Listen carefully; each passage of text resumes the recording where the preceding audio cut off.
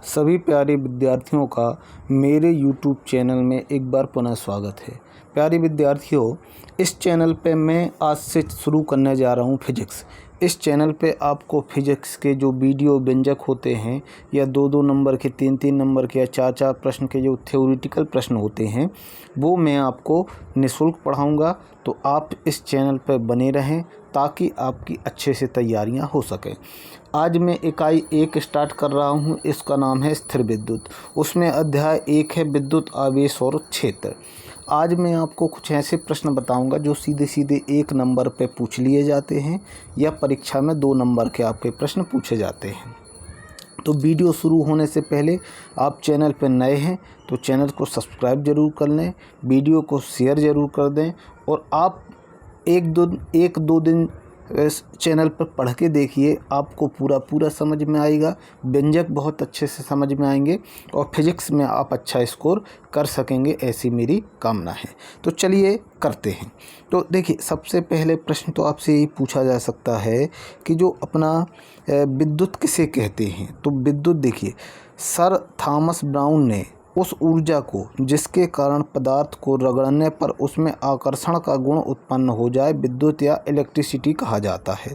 ठीक, तो आपसे पूछा जा सकता है कि बताइए विद्युत की परिभाषा क्या होती है। तो विद्युत की परिभाषा यही है। आगे देखिए, आपसे पूछा जा सकता है कि विद्युत किसे कहते हैं। तो उस ऊर्जा को जिसके कारण किसी पदार्थ में अपनी से हल्की वस्तुओं को आकर्षण करने का गुण उत्पन्न हो जाए विद्युत कहलाती है। चूँकि यह विद्युत रगड़ने से या घर्षण से उत्पन्न होती है, इसलिए इसे घर्षण विद्युत भी कहा जाता है। जिस पदार्थ में हल्की वस्तुओं को आकर्षित करने का गुण उत्पन्न हो जाता है उसे विद्युत में कहा जाता है। ठीक, और किसी पदार्थ को विद्युत में हो जाने पर यह कहा जा सकता है कि पदार्थ ने आवेश को ग्रहण कर लिया, या विद्युत में को आवेशित पदार्थ भी कहा जाता है। ठीक, तो उसके बाद देखिए, एक बहुत ही अच्छा प्रश्न है, विद्युत आवेश किसे कहते हैं। ये मानिए आपकी सही जोड़ी में या सही विकल्प या मल्टीपल चॉइस क्वेश्चन में आपको ये प्रश्न आपको देखने को मिल सकता है। तो इसके कुछ प्रश्न बनते हैं, मैं आपको बताता हूँ। सबसे पहले देखिए, सबसे पहले आपसे पूछा जाता है कि जो विद्युत आवेश होता है वो कैसी राशि है। तो विद्युत आवेश एक भौतिक राशि है, ये आप ध्यान रखिए। विद्युत आवेश कैसी राशि है, भौतिक राशि है। दूसरा प्रश्न पूछा जाता है कि जो विद्युत आवेश रहता है वो सदिश राशि है कि अदिश राशि है। तो आप याद रखें, जो विद्युत आवेश रहता है वो सदिश राशि है। बहुत ही महत्वपूर्ण पॉइंट है ये है कि विद्युत आवेश कैसी राशि है।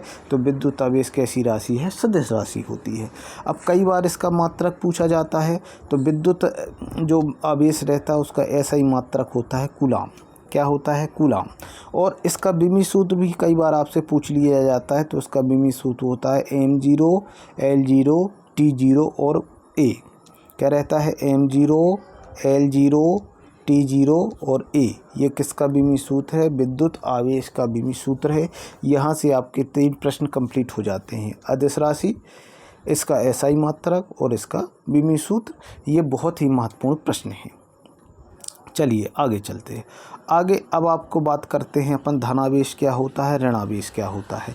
तो सीधा प्रश्न बनता है कि जब कांच की छड़ में रेशम के कपड़ों को रगड़ा जाता है तो कौन सा आवेश उत्पन्न होता है। तो याद रखें, जब कांच की छड़ में रेशम के कपड़े को रगड़ा जाता है तो वहाँ पे धनावेश उत्पन्न होता है। कौन सा आवेश उत्पन्न होता है, धनावेश। अब इसके बाद एबोनाइट की छड़ को ऊनी कपड़े पर या बिल्ली की खाल में रगड़ने पर कौन सा आवेश उत्पन्न होता है।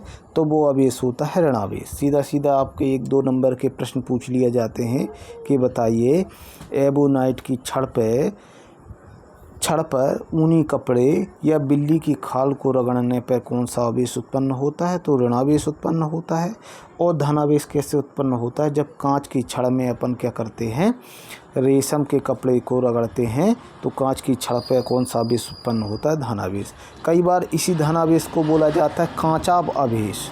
कौन सा आवेश, आप देख रहे होंगे, कांचाभ आवेश। यही क्या कहलाता है, धनावेश। और ऋणावेश को एक और नाम बोला जाता है, उसको कौन सा आवेश होता है, रेजिनी आवेश। कौन सा आवेश होता है, रेजिनी आवेश। तो ये भी कुछ महत्वपूर्ण प्रश्न हैं। आगे चलिए, अगर आपसे पूछा जाए कि देखिए, आपसे पूछा जा सकता है कि बताइए प्रोटॉन में कौन सा आवेश होता है, ये प्रश्न पूछा जा सकता है। तो प्रोटॉन में होता है क्या, धनावेश। प्रोटॉन में क्या होता है, याद रखें आप, क्या होता है प्रोटॉन में, धनावेश होता है, जबकि न्यूट्रॉनों में कोई आवेश नहीं होता। याद रखें, प्रोटॉनों में धनावेश होता है जबकि न्यूट्रॉन में कोई भी आवेश नहीं होता। उम्मीद है आपको सेशन अच्छा लग रहा होगा। अगर अच्छा लग रहा हो तो लाइक ज़रूर कर दें और वीडियो को शेयर ज़रूर कर दें। यहाँ से आपके 3 प्रश्न बने। कौन कौन से प्रश्न बने, प्रोटॉनों में कौन सा आवेश होता है, तो प्रोटॉनों में याद रखें आप, प्रोटॉनों में धनावेश होता है, ठीक है। अगर आपसे पूछा जाए न्यूट्रॉनों में कौन सा आवेश होता है, तो न्यूट्रॉनों में किसी प्रकार का आवेश नहीं होता। अगर आपसे पूछा जाए इलेक्ट्रॉनों में कैसा आवेश होता है, तो इलेक्ट्रॉनों में कौन सा आवेश होता है, ऋणावेश होता है।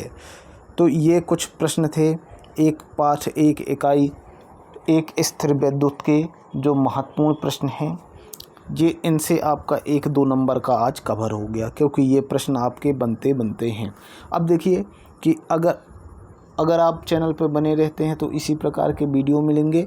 और मैं क्या करता हूँ कि कल से या परसों से मैं जो आपके एक पाठ में जो न्यूमेरिकल प्रश्न है, न्यूमेरिकल भी कराऊंगा और आपके व्यंजक भी कराऊंगा। व्यंजक पूरे जो परीक्षा की दृष्टि से महत्वपूर्ण है वो प्रश्न मैं आपको कराऊंगा। तो मैं इसी चैनल पे आपको कूलाम का नियम मिल जाएगा, तो आप कूलाम का नियम पढ़ लें। उसके बाद में आपको एकांक आवेश वाला कूलाम का नियम मैं अगले वीडियो में करा दूंगा। तो वीडियो कैसा अच्छा लगा है, अगर अच्छा लगा है तो वीडियो पे ज़रूर बने। मिलते हैं एक नए वीडियो में। धन्यवाद।